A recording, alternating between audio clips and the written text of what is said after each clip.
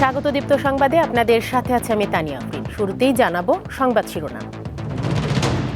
বন্যায় 9 জেলায় প্রাণহানির সংখ্যা বেড়ে 52 জন, পানি কিছুটা কমলেও বাড়ছে দুর্ভোগ। লন্ডভন্ড চট্টগ্রামের ফটিকছড়ি, মিরসরাই ও হাটহাজারী, পানিবাহিত রোগের শঙ্কা। এবং জাতিসংঘে গুম বিরোধী সনদে বাংলাদেশের স্বাক্ষর, উপদেষ্টা পরিষদের বৈঠক।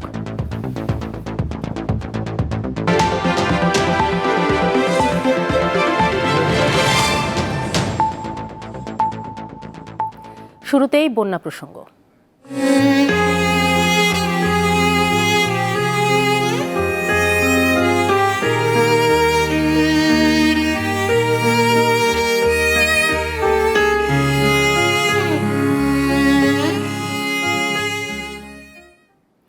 দেশে বন্যা কবলিত 11 জেলার মধ্যে ফেনী, লক্ষ্মীপুর ও কুমিল্লায় বানভাসীদের দুর্ভোগ চরমে উঠেছে।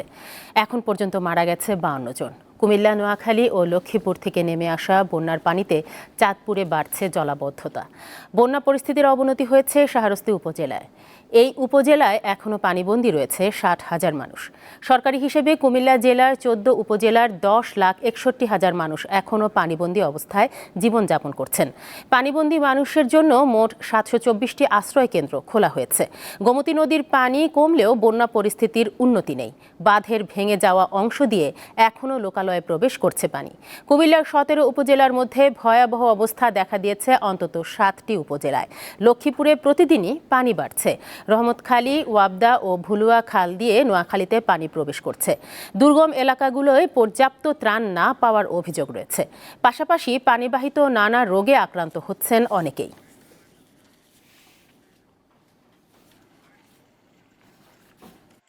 ঘরে সব শেষ হয়ে যায়, ঠিক মতন খাওয়া দাওয়া হয়নি। এখানে কোনো ত্রাণ আসতেছে না। অনেক মানুষ আছে, অনেক অসহায়, কিছু খাইতেছে না। আজকে 3-4 দিন ধরে ওরা উপবাসে আছে। ঘরে থাকতে পারে না, দুয়ারে থাকতে পারে না, পানি কাজী খাওয়া দাওয়ার কিছুই মানুষের নেই। ভিতরের মানুষগুলো বেশি কষ্ট আছে, ওরা যাইতেও পারে না কোনো দিকে, তারা চাইতেও পারে না, ওদেরই সমস্যা বেশি। এতিমখানা সড়কের এই সাইডটায় কিছু মানুষ আশ্রয় কেন্দ্রে যাইতে পারে না। এরা শহীদ স্কুলে জায়গা না, এখানে এরা বিভিন্ন ছাদে আশ্রয় নিচ্ছে, বাড়িঘর ফালাই দিয়ে আসে, কেউ আছে দোকান দোকানে বসছে। আমার দাদাও দেখছেনি কোনোদিন এই পানি। দেশের সব প্রধান নদ নদীর পানি বিপদসীমার নিচ দিয়ে প্রবাহিত হচ্ছে। এতে বন্যা পরিস্থিতির উন্নতি হয়েছে। নতুন করে বন্যা আক্রান্ত হওয়ার সম্ভাবনা নেই বলে জানিয়েছে বন্যা পূর্বাভাস ও সতর্কীকরণ কেন্দ্র। দুপুরে ব্রিফিংয়ে উপবিভাগীয় প্রকৌশলী মেহেদী হাসান এসব তথ্য জানান। দেশের অভ্যন্তরে সব জায়গাতেই আগামী 48 ঘন্টায় নদ নদীর পানির সমতল হ্রাস পাবে এবং সার্বিক একটা উন্নতি হবে। তা আমাদের তথ্য অনুযায়ী এখন কোনো জায়গায় ফ্লাডিং সিচুয়েশন ভাবে নেই। হয়তো কোনো জায়গায় নিম্ন অঞ্চলে কিছু থাকতে পারে, সেটা নেমে যাবে, কিন্তু আমাদের মনিটরিংয়ে এখন পর্যন্ত তেমন বন্যাক্রান্ত কোনো জেলা নেই। লক্ষ্মীপুরের রামগঞ্জে আছেন আমাদের সহকর্মী আসিফ জামান। সেখানকার বন্যার সবশেষ অবস্থা জানাতে যুক্ত হচ্ছেন তিনি। আসিফ, রামগঞ্জে আপনি পরিস্থিতি কেমন দেখছেন বন্যার? পাশাপাশি জানাবেন দুর্গত এলাকায় ঠিকমতো ত্রাণ সামগ্রী পৌঁছাচ্ছে কিনা, সেই বিষয়ে আমাদের জানাবেন।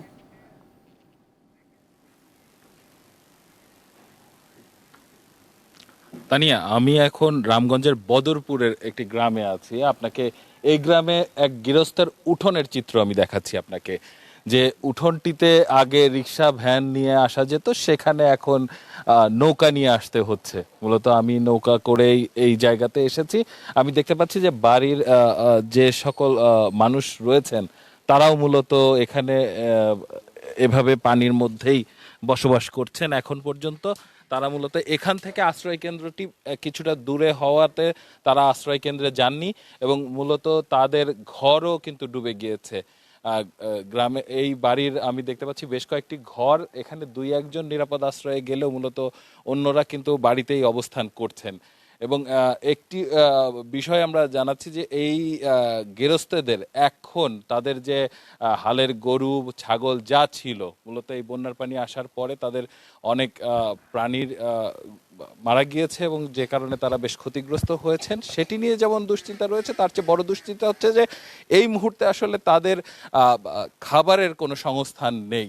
এবং যেটি এর আগেও জেনেছি যে মূলত এই জায়গা তারা হচ্ছে যে ত্রাণের যে সরবরাহ সেটি কিন্তু এই জায়গা পর্যন্ত আসছে না, এমন অভিযোগও রয়েছে। এই বাড়ির যে বাসিন্দা, আমি এমন ব্যক্তিদের সাথে একটু কথা বলতে চাই। একটু আসবেন আপনি আপনি মূলত একটু বলবেন এই পানি কতদিন ধরে এসেছে এবং এরপর থেকে আপনাদের অবস্থা পরিস্থিতি, এই বিষয়গুলো একটু আমাদেরকে জানাবেন। যে স্যার আমাদের তো মনে করেন যে আসতে পারে না পানির কারণে, যে আসতে তো আমরা পাই কিছু কিছু পাই, আর এখন তো আমাদের পানির তো অবস্থা খুবই খারাপ। পানি কি একটু কমেছে? সামান্য একটু কমতো, সামান্য একটু কমে না, এই যে দেখেন। মূলত এই মুহূর্তে আপনাদের খাবারের কি সংস্থান হচ্ছে, কি কিভাবে সেটি আসলে? এগুলা খাইতেছি, মানুষের দেয় জানি জানি খাইতেছি, নৌকা টৌকা দিয়ে আনি দেয় খাই। অনেকেই বলছে যে আশপাশে ত্রাণ পর্যাপ্ত আসছে না, সেক্ষেত্রে আপনারাও কি এমনটি অনুভব করছেন যে এই জায়গা পর্যন্ত ত্রাণ আসে না স্বাভাবিকভাবে? আপনার তেমন বেশি আসে না, এই এক সামান্য কিছু আসে, একজন আনি দিয়ে যায়, এই সেনা সারিয়ে দিয়ে গেছে, ছেঁড়া ছেঁড়া সেনা মুড়ি সারিয়ে দিয়ে সেনা মুড়ি সারিয়ে দিয়ে গেছে। সরকারি কোনো সংস্থা থেকে আপনাদের কাছে লোক এসেছে কিনা? না না স্যার, কেউ আসেনি। তানিয়া, আপনি যেমনটি শুনছিলেন যে এখানে মূলত সরকারিভাবে যে ত্রাণ ব্যবস্থাপনা, সে লোকজনগুলো কিন্তু এখানে খুব একটি আসেনি। এখানে আমরা দেখতে পাচ্ছি যে নারীরা যারা আসলে ঘরের মধ্যে অবস্থান করলেও সেখানেও পানি উঠে রয়েছে, যাদের ঘরের দরজা পর্যন্ত আমাদের আসলে নৌকা ভিড়ে যাচ্ছে, এবং সেই পর্যন্ত আমরা গিয়ে একটু কথা বলার চেষ্টা করি। বাচ্চা নিয়ে কি খুব সমস্যা পড়েছে? অনেক কষ্টেতে আছি বাচ্চা লইয়া। বাচ্চার খাবার বা আপনাদের খাবারের সংস্থান কিভাবে হচ্ছে? এমনি বাচ্চার কোনো বিস্কিট দিয়ে দেয়, দুই এক প্যাকেট করে মুড়ি চিড়ার ভিতরে, তাই এইটুক নিয়ে খাওয়াই বাচ্চারে। আপনার ঘরের পরিস্থিতি যদি আমাদেরকে একটু বলেন।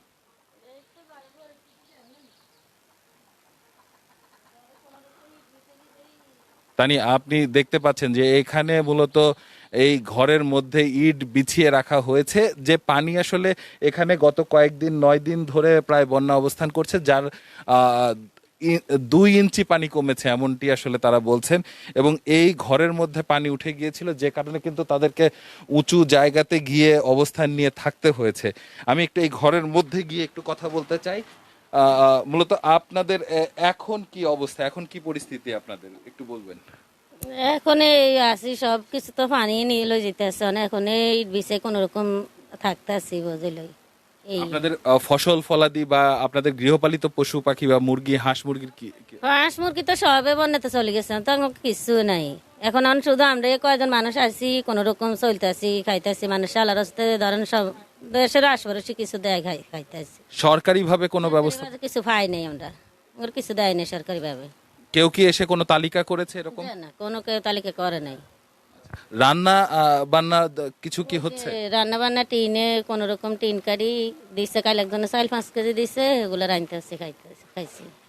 তানিয়া, মূলত আমি এই এলাকাতে ঘুরে আসলে যেটা দেখেছি যে এখানের এই লোকগুলো, তাদের যে ধান ক্ষেত বা ফসলের ক্ষেত বা বাড়ির আঙ্গিনা ছিল, সেখান থেকে অনেকে কলমি শাক বা শাপলা, যেগুলো মূলত জলজ উদ্ভিদ, সেই ধরনের লতাপাতাগুলো উঠিয়ে তারা আসলে তাদের খাবার সংস্থানটুকু করছেন। কেউ কেউ হয়তো বা জাল ফেলে মাছ ধরার চেষ্টা করছেন, কারণ ঘরের উঠোন বা ঘরের মধ্যে যেহেতু পানি চলে এসেছে, যে কারণে তারা এখান থেকেও অনেকে মাছ ধরার চেষ্টা করছেন, এবং সেটা দিয়েই আপাতত তাদের খাবার ব্যবস্থাপনা তারা করার চেষ্টা করছেন। আর কেউ যদি এলাকার কেউ যদি একটু খবর পেয়ে তাদের কাছে যেটুকু চাল পৌঁছে দিচ্ছেন, সেটুকু দিয়েই মূলত এই ধরনের আপনাকে দেখানোর চেষ্টা করছি যে এই যে লাকড়ির চুলো, মূলত টিন কেটে একটি চুলো বানিয়ে সেখানে রান্নার ব্যবস্থা করার চেষ্টা করছেন।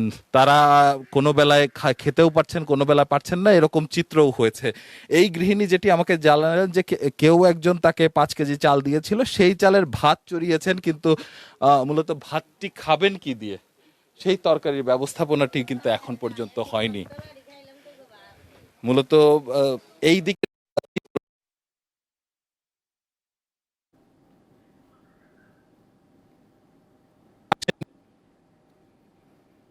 নিচ্ছেন না।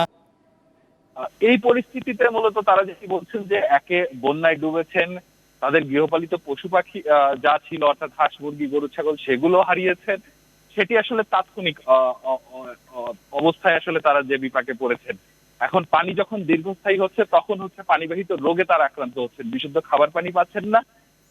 তখন হচ্ছে পানিবাহিত রোগে তারা আক্রান্ত হচ্ছেন, বিশুদ্ধ খাবার পানি পাচ্ছেন না, যে কারণে সে ভোগান্তিটি রয়েছে। এর চেয়ে বড় দুশ্চিন্তা আসলে যে এই পানিটি আসলে নেমে যাওয়ার পরে এই যে কৃষক যার ফসল ছিল, সবজি ছিল খেতে, তারা আসলে এর পরে কি করবেন। বন্যার পূর্ববর্তী ব্যবস্থাপনা আসলে যেরকম রয়েছে, যেরকম আসলে তৎপরতা থাকার কথা ছিল, যেরকম অবহেলা হয়েছে, আসলে বন্যার পরবর্তীতেও যদি এই ধরনের অবস্থা চলমান থাকে তাহলে আসলে ভোগান্তি আরো দীর্ঘস্থায়ী হবে। এরকমও অভিযোগ করেছেন এলাকার লোকজন যে এখানে খাবার যদি না পাওয়া যায় তাহলে সাধারণ মানুষের মধ্যে এক ধরনের হাহাকার তৈরি হবে বা সেটা দুর্ভিক্ষ পর্যায়ে যেতে পারে। যে ব্যবস্থাপনার জন্য তারা এখন থেকেই তাগাদা দিচ্ছেন, যে হঠাৎ উপচে পড়া পানিতে তারা তলিয়েছেন সবই, কিন্তু বন্যা পানি যেহেতু ধীরে ধীরে কমা শুরু করেছে, সেটি যেন বন্যার পানি কমে যাওয়ার সঙ্গে সঙ্গে তাদের যে পুনর্বাসনের ব্যবস্থা সেটি যেন দ্রুততার সাথে করা হয়, এমন কিন্তু আবেদন এই এলাকার বাসিন্দাদের। তানিয়া, লক্ষ্মীপুর থেকে বন্যা পরিস্থিতির সবশেষ অবস্থা জানাচ্ছিলেন সহকর্মী সুমিত জামান। কুমিল্লার গোমতীর বাঁধ ভেঙে প্লাবিত হয়েছে বুড়িচং ইউনিয়নের বুরবুরিয়ার গ্রাম। বাড়িঘর হারিয়ে একেবারেই নিঃস্ব হয়ে পড়েছে ওই গ্রামের 12টি পরিবার। সেখানে আছেন সহকর্মী শাকিল মোল্লা, সরাসরি যুক্ত হচ্ছেন তিনি। শাকিল, ক্ষতিগ্রস্ত পরিবারগুলোর এখন কি অবস্থা? তারা কি পর্যাপ্ত ত্রাণ সহায়তা পাচ্ছেন কিনা? জি তানিয়া, আমি এই মুহূর্তে দাঁড়িয়ে আছি কুমিল্লার গোমতী নদীর বাঁধ যেই গ্রামটিতে ভেঙেছে, বুরবুরিয়া গ্রামে। এই গ্রামের বাঁধ ভেঙে 5টি বাড়ির অন্তত 12টি পরিবার কিন্তু ভূমিহীন হয়ে পড়েছে। আমি কথা বলেছি এই ভূমিহীন হওয়া বাড়ির আনোয়ার হোসেনের সাথে। তিনি যেমনটি বলছিলেন, আসলে কিছু বুঝে ওঠার আগেই আকস্মিকভাবে বাঁধটি ভেঙে যায় এবং তাদের বাড়িঘর আসলে বিলীন হয়ে যায়। তিনি যেমনটি বলছিল, যেই বাড়িতে তাদের হাঁটাচলা করার কথা ছিল সেই বাড়ির উপর দিয়ে কিন্তু এখন নৌকা ট্রলার আর চলছে। আসলে ওই বাড়ির লোকজন কিন্তু আসলে অনেকটা পালিয়ে কিন্তু অন্যত্র সরে গিয়ে তাদের জীবন বাঁচিয়েছে। তারা এই বর্ণনা দিতে গিয়ে কিন্তু কেঁদে ফেলে। তারা বর্তমানে আশ্রয় নিয়েছে কুমতির বেড়িবাঁধের এক অংশে। সেখানে তারা পলিথিন দিয়ে আসলে খুপড়ি ঘর বানিয়ে কিন্তু ওখানে অবস্থান করছে। পাশাপাশি কিন্তু আশেপাশের যে বাড়িঘরগুলো রয়েছে কম বেশি সেগুলো কিন্তু ক্ষতিগ্রস্ত হয়েছে। তবে পানি কমতে থাকায় কিন্তু ওই বাড়ির থেকে পানি বাসা থেকে পানি নামলেও কিন্তু বাড়ির আঙ্গিনায় কিন্তু পানি রয়ে গেছে। আরেকটি বিষয় জানিয়ে রাখি যে গোমতীর পানির সাথে কিন্তু পলি রয়েছে, যেই পলির কারণে বাড়িতে থাকা আসবাবপত্র কিন্তু আসলে নষ্ট হয়ে গিয়েছে। তারা সেই পলি সরানোর কাজ কিন্তু করছে। তবে বুরবুরিয়া গ্রামবাসী কিন্তু আশ্রয় কেন্দ্র হিসাবে গোমতীর বেড়িবাঁধের উপরে অবস্থান করছে, মানবতর জীবনযাপন করছে। এই ছিল কুমিল্লা থেকে আমার কাছে সবশেষ। কুমিল্লা থেকে বন্যা পরিস্থিতির খবর জানাচ্ছিলেন শাকিল মোল্লা। রাজবাড়ীতে পদ্মা নদীর পানি বৃদ্ধি ও তীব্র স্রোতের ফলে বিভিন্ন স্থানে ভাঙন দেখা দিয়েছে। কয়েকদিনের ভাঙনে নদী গর্ভে বিলীন হয়েছে শহর রক্ষা বাঁধের প্রায় 60 মিটার। হুমকির মুখে রয়েছে পদ্মা পাড়ের মানুষ। প্রমত্ত পদ্মার আকস্মিক পানি বৃদ্ধি ও প্রচণ্ড ঢেউয়ের আঘাতে পদ্মার পাড়ে ভাঙন দেখা দিয়েছে। কয়েকদিনে রাজবাড়ী শহর রক্ষা বাঁধের বড়চর বেনীনগর এলাকায় সিসি ব্লক ও জিও ব্যাগ ধসে নদীর গর্ভে বিলীন হয়েছে প্রায় 60 মিটার এলাকা। এছাড়া পদ্মা নদীর তীরবর্তী মিজানপুর ইউনিয়নের বিভিন্ন স্থান ভাঙনের কবলে পড়েছে। ঝুঁকিতে রয়েছে বিদ্যালয়, মসজিদ সহ শত শত বিঘা ফসলি জমি। ভিটে মাটি হারিয়ে দিশেহারা পদ্মার পাড়ের মানুষ। 150 পাখি বাপদাদা যা ছিল সব ভেঙে গেছে, এখন পরিণত বাড়িঘর যাচ্ছে সব ভেঙে যাচ্ছে। তার পরিবর্তে সরকার পাইলিন দিয়েছিল, সাউটা ভেঙে যাচ্ছে। এখন আমরা কোন জায়গায় বাস করব, কি করব, পোলাপান নিয়ে কখন বেশি বেড়াবো। রাজবাড়ী শহর রক্ষায় আছে তীর সংরক্ষণ বাঁধ। জিও ব্যাগ ফেলে দ্রুত ভাঙন রোধের দাবি জানিয়েছে এলাকাবাসী। 2-3 দিন ধরে প্রায় 300 ফিটের মতো ভেঙে গেছে। এই জায়গা যদি এখন কোনো কাম কাজ, কোনো বস্তা মস্তা যদি না ফেলানো যায়, এই জায়গা যা বাড়ি ঘর আছে, যা জমি জমা আছে, সব এই ভেঙে সব চলে যাবে। আমাদের ছাত্র ভাইয়েরা যদি এখন এই গাং বাঁধার পদক্ষেপ না নেয় তাহলে আমরা পদ্মার নদীতে ভাসে চলে যাব। জিও ব্যাগ ফেলে ভাঙন রক্ষার আশ্বাসও দিয়েছে পানি উন্নয়ন বোর্ড। পদ্মা নদীর পানির কিছু কিছু জায়গায় ঘূর্ণাবর্ত, স্কাউরিং জনিত এবং প্রচণ্ড ঢেউর আঘাতে 7,000 নদী তীর সংরক্ষণ কাজের 20 থেকে 25 মিটার অংশের কিছু অংশের ভাঙন হচ্ছে। আমরা সঙ্গে সঙ্গে মাঠ পরিদর্শন করে এটা ঊর্ধ্বতন দপ্তরকে অবহিত করছি। শুধু আশ্বাস আর প্রতিশ্রুতি নয়, পদ্মার পাড়ের মানুষের দাবি দ্রুত সময়ে কাজের বাস্তবায়ন হোক। দীপ্ত, বার্তা কক্ষ। এবারে কেওয়াই স্টিল চট্টগ্রাম সংবাদ।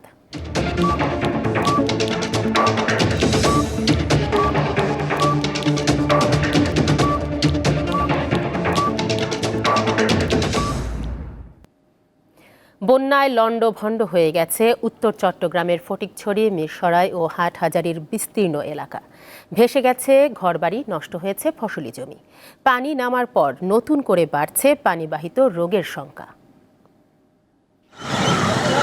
স্মরণকালের ভয়াবহ বন্যায় তলিয়ে যাওয়া জনপদ থেকে পানি নামতে শুরু করেছে। এতে ভেসে উঠছে ক্ষতচিহ্ন। বন্যার পানির প্রবল স্রোতে ভেসে গেছে ঘরবাড়ি, সহায় সম্বল। নষ্ট হয়ে গেছে শত শত একর ফসলি জমি। এবারের বন্যায় প্লাবিত হয়েছে ফটিকছড়ি, মিরসরাই, হাটহাজারী সহ উত্তর চট্টগ্রামের 7টি উপজেলার বেশিরভাগ এলাকা। ক্ষতিগ্রস্ত হয়েছে প্রায় 3.5 লাখ মানুষ। জীবনে অনেক পানি হয়েছে, কিন্তু এ ধরনের পানি কখনো দেখি নাই। দুপুরে ভাত খেতে বসছি, পানি এতটুকু। আমরা রাস্তাতে গেছি, রাস্তাতেও বাঁচতে পারি নাই। অন্তপক্ষে আমরা একটা গায়ের কাপড় এরকম নিয়ে বের হতে এরকম সুযোগটা পাই নাই। খাটের উপর পর্যন্ত পানি উঠে গেছে। আমার বাচ্চা 3 বছরের বাচ্চা খাটে উঠেছি, খাটের থেকে আমার বাচ্চাটা পড়ে গেছে খাটের নিচে পানির মধ্যে। আমি ওই পানির ভিতরে আমার বাচ্চাটাকে পানির থেকে তুলে নিছি। সবাই এসে আমাদের একটু ঘরে ঘরে তদন্ত করে যাদের ঘর ভেঙে গিয়েছে তাদের ক্ষতিপূরণ দেওয়ার জন্য আমি সরকারের কাছে বিনীতভাবে আমি অনুরোধ করতেছি। বন্যার্তদের পাশে দাঁড়িয়েছে বিভিন্ন সংগঠন। পাশাপাশি নিজেরা অর্থ সংগ্রহ করে প্রতিদিনই দুর্গত এলাকায় ত্রাণ নিয়ে যাচ্ছে শিক্ষার্থীরা। আমাদের ত্রাণের মধ্যে রয়েছে আপনার চাল, ডাল, তেল, আলু, তারপর বিস্কিট, তারপর হচ্ছে ওষুধ ও স্যালাইন। ইউনিয়ন পর্যায় থেকে ক্ষতিগ্রস্তদের সুনির্দিষ্ট তালিকা তৈরির কাজ করছে প্রশাসন। মানুষের ঘরবাড়ি বিনষ্ট হয়েছে, মানুষের গবাদি পশু, কৃষি এবং মৎস্য, এগুলাতে বেশি ক্ষতি হয়েছে। এছাড়াও মানুষের বিভিন্ন স্থানে টয়লেট, তারপরে পানির যে টিউবওয়েল, এগুলোরও ক্ষতি হয়েছে। ডিটেইল আমরা একটা ডিফর্ম যেটাকে বলে ড্যামেজ ফর্ম, এটার তৈরির কার্যক্রম চলছে। বন্যায় সবকিছু হারিয়ে আবারও ঘুরে দাঁড়ানোর স্বপ্ন দেখছেন এসব বানভাসী মানুষ। রুনা আনসারি, দীপ্ত সংবাদ, চট্টগ্রাম। দীর্ঘদিন ধরে সাধারণ শ্রমিকদের ওপর নির্যাতন, নিপীড়ন, জুলুম ও চাঁদাবাজি বন্ধের দাবিতে সংবাদ সম্মেলন করেছে অটো টেম্পুর সাধারণ শ্রমিকরা। সকালে চট্টগ্রামের একটি কনভেনশন সেন্টারে সংবাদ সম্মেলনে শ্রমিকরা অভিযোগ করেন, দীর্ঘদিন ধরে নগরের বিভিন্ন জায়গায় টেম্পু স্ট্যান্ডে কিশোর গ্যাং লিডার জানে আলম চাঁদাবাজি করে আসছিল। চাঁদা না দিলে শ্রমিকদের মারধর করা হতো বলে অভিযোগ করেন চট্টগ্রাম অটো টেম্পো শ্রমিক ইউনিয়নের যুগ্ম সম্পাদক আলী ইমাম। পরিবহন সেক্টরে স্বাভাবিক পরিবেশ ফিরিয়ে আনতে প্রশাসনের হস্তক্ষেপ কামনা করছেন তারা।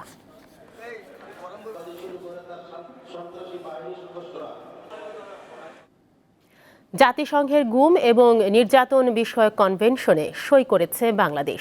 বৃহস্পতিবার উপদেষ্টা পরিষদের সাপ্তাহিক সভায় এতে সই করেন অন্তর্বর্তীকালীন সরকারের প্রধান উপদেষ্টা ডক্টর মোহাম্মদ ইউনূস। অন্তর্বর্তীকালীন সরকার মানবাধিকার সমুন্নত রাখতে খুবই সোচ্চার, যার অংশ হিসেবে জাতিসংঘের গুম এবং নির্যাতন বিষয়ক কনভেনশনে সই করা হলো। এছাড়াও বাংলাদেশ মানবাধিকার সংস্থাকে কার্যকর করতে আমলাদের পরিবর্তে এই ইস্যুতে যারা সংগঠক তাদের দায়িত্ব দেওয়ার উদ্যোগ নেওয়া হয়েছে। গেল 16 বছরে র্যাব, পুলিশ সহ আইনশৃঙ্খলা বাহিনীর হাতে কত গুমের ঘটনা ঘটেছে তার তদন্তে বিচারপতি মইনুল ইসলাম চৌধুরীর নেতৃত্বে 5 সদস্যের কমিশন গঠন করেছে সরকার। গত 27 August commission of inquiry act 1956 এর ক্ষমতা বলে এই কমিশন গঠন করা হয়েছে।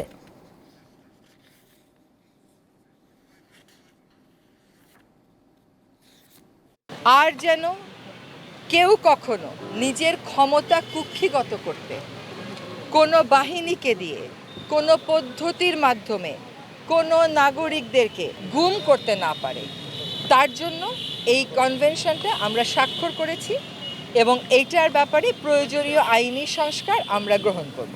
এইটা একটা খুবই বড় স্বস্তির ব্যাপার মানবাধিকার কর্মীদের জন্য। আন্তর্জাতিক প্রসঙ্গ। জাপানের দক্ষিণাঞ্চলে 198 কিলোমিটার বেগে আছড়ে পড়েছে টাইফুন শানশান। এতে এখন পর্যন্ত 3 জনের মৃত্যু হয়েছে। ঝড়ে আহত হয়েছে অন্তত 39 জন। আন্তর্জাতিক গণমাধ্যমগুলো জানিয়েছে স্থানীয় সময় বৃহস্পতিবার সকাল 8টার দিকে ঘন্টায় 198 কিলোমিটার বেগে দক্ষিণাঞ্চলীয় দ্বীপ কিউশুর কাগুশিমা শহরের উপকূলে আছড়ে পড়ে শানশান। স্থানীয় কর্তৃপক্ষ সতর্ক করে বলেছে শানশান এই অঞ্চলে আঘাত হানা সবচেয়ে শক্তিশালী ঘূর্ণিঝড় হতে পারে। ঝড় বৃষ্টির কারণে বর্তমানে দ্বীপটির প্রায় 2,55,000 বাড়িঘর বিদ্যুৎবিহীন রয়েছে। বিমান ও ট্রেন চলাচল বন্ধ রয়েছে। কিউশুতে তাণ্ডব চালানোর পর ক্রমশ দেশের মধ্য ও উত্তরাঞ্চলের দিকে এগিয়ে যাচ্ছে ঘূর্ণিঝড়টি।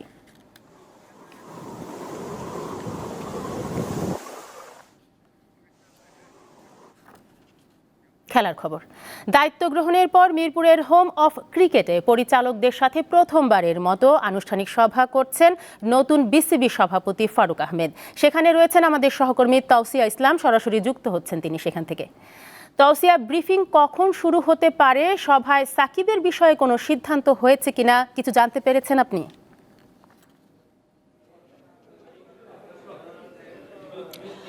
হ্যাঁ তানিয়া, আপনি জানেন যে সভাটি দুপুর 3টার দিকে শুরু হয়ে গেছে। আজকে আমরা একটু ভিন্ন পরিস্থিতি দেখেছি। বাংলাদেশ ক্রিকেট বোর্ডে সাধারণত বোর্ড সভা থাকলে বোর্ড সভার 15-20 মিনিট আগে সবাই উপস্থিত হন, সব পরিচালকরা উপস্থিত হন। তবে আজকে সবচেয়ে অদ্ভুত যে ব্যাপারটা ছিল, আজকে দুপুর 12টার মধ্যে বোর্ড সভাপতি চলে এসেছেন। সবার আগে বোর্ড সভাপতি এসেছেন এবং তারপর তিনি নিজেই, আমরা জানতে পেরেছি যে অনেক পরিচালককে ফোন দিয়ে জানতে চেয়েছেন যে তারা কখন আসবেন, এবং বোর্ড সভাটি আনুষ্ঠানিকভাবে 3টায় শুরু হলো। তাদের সবার সাথে একটি অনানুষ্ঠানিক আলোচনা এবং কি কি বিষয় তারা সামনে আনবেন, প্রত্যেককে আলাদা আলাদাভাবে কাজ করতে বলা হয়েছিল, সেই বিষয়গুলো জানতে চাওয়া হয়েছিল। এবং দুপুর 3টায় যে সভা শুরু হয়েছে তাতে আজকের প্রধান আলোচ্যসূচি আমরা যতটুকু জানি, আমরা অনানুষ্ঠানিকভাবে সবার সাথে কথা বলেছিলাম, তারা যেটা বলছেন যে মূল আলোচনা হচ্ছে, যেহেতু বোর্ড পরিচালক সবাই এই মুহূর্তে উপস্থিত নেই, আপনারা জানেন 25 জন বোর্ড পরিচালক থাকেন, প্রত্যেকের হাতে আলাদা আলাদা স্ট্যান্ডিং কমিটি থাকে, ক্রিকেট পরিচালনার যে বিভিন্ন বিষয় থাকে সব বিষয়ের জন্য আলাদা আলাদা কমিটি থাকে, সবার আলাদা আলাদা দায়িত্ব থাকে। এই মুহূর্তে সব পরিচালক যেহেতু উপস্থিত নেই, তারা আসলে এক একজনকে হয়তো একাধিক বিভাগের দায়িত্ব নিতে হবে, তাই কে কোন দায়িত্বটা নেবেন, কতটুকু দায়িত্ব নেবেন এবং কিভাবে করবেন সেগুলো নিয়ে আলোচনা হচ্ছে এবং চলবে। আমাদেরকে জানানো হয়েছিল যে বিকাল 5টার আগে পরে বা 5টার পরপরই হয়তো আনুষ্ঠানিক একটা ঘোষণা আসবে, কিন্তু ঘোষণাটা এখনও আসেনি। আমরা কথা বললাম কয়েকজনের সাথে, জানতে পেরেছি যে তারা একটু সময় নিচ্ছেন, কারণ হচ্ছে দায়িত্ব বন্টন একটা বড় ইস্যু। কে কোন বিষয়ের সাথে আসলে অভিজ্ঞ, সে একাধিক দায়িত্ব নেওয়ার একটা ব্যাপার থাকে। সে সাথে আরও একটা বিষয় হচ্ছে, আমরা এখানে সভা যখন চলছিল তখনই দেখেছি যে সবার আজকে মাত্র একজন অতিরিক্ত এসেছেন মানে হচ্ছে তিনি চট্টগ্রামের যে কাউন্সিলর, চট্টগ্রাম থেকে আসা একজন যে পরিচালক মঞ্জু, উনি যোগদান করেছেন। তাতে হচ্ছে যেই 11 জন এখন সভায় উপস্থিত আছেন বোর্ড পরিচালক ছাড়া, সেই 10 জনের মধ্যে সবগুলো ভাগ হয়ে হয়তো আজকে বিপিএল নিয়ে একটা আলোচনা হবে, তবে বিপিএল এর দায়িত্ব কাউকে দেয়া হবে কি না আজকে এখনও সিদ্ধান্ত হয়নি। তো হয়তো আমরা আধা ঘন্টার মধ্যে চূড়ান্ত ঘোষণাটি পাবো যে কে কোন বিভাগের দায়িত্ব পাচ্ছেন। সে সময় আমরা আপনাদেরকে পুরো বিষয়টা জানাতে পারবো। তানিয়া, আপনাকে ধন্যবাদ। শেষ করব দীপ্ত সংবাদ, তবে যাবার আগে সংবাদ শিরোনামগুলো জানাবো আরও একবার। বন্যায় 9 জেলায় প্রাণহানির সংখ্যা বেড়ে 52 জন, পানি কিছুটা কমলেও বাড়ছে দুর্ভোগ। লন্ডভন্ড চট্টগ্রামের ফটিকছড়ি, মিরসরাই ও হাটহাজারী পানিবাহিত রোগের শঙ্কা। এবং জাতিসংঘের গুম বিরোধী সনদে বাংলাদেশের স্বাক্ষর, উপদেষ্টা পরিষদের বৈঠক।